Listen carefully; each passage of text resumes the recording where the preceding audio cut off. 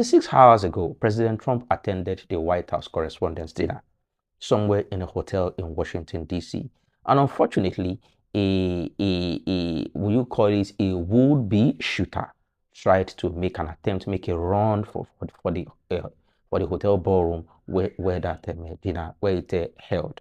It was eventually demobilized. Thank God it did not succeed in unaliving anybody.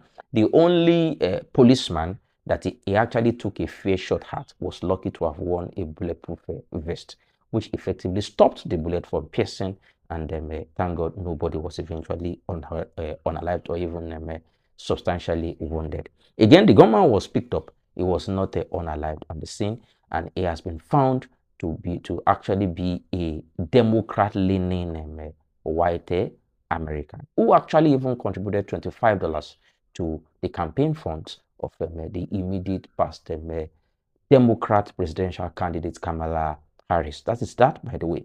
Meanwhile, the interesting incident that happened in the course of picking up and rescuing important American politicians from the hall is what taught us all a lot of lessons. It was a bedlam.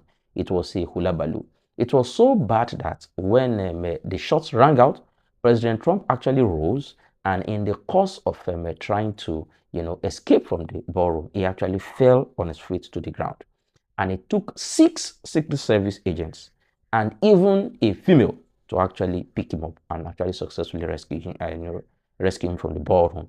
While Vice President J.D. Vance was rescued separately by Secret Service agents who actually held him by the shoulder parts of his suit.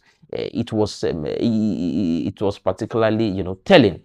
It informed us of how actually strong in the mind American leaders are. These are leaders who take pride in actually unaliving the leaders of other countries and the leaders of other non-state actors who like to huff and puff, who like to blow, who like to actually claim so to say military dominance. In fact, if anything, who like to play God on the lives of other leaders and peoples and civilians and military other as in likewise of other of other countries. But when trouble came to their doorstep, they demonstrated what I would describe as a very high level of humanity, a very high level of cowardice, if I must say.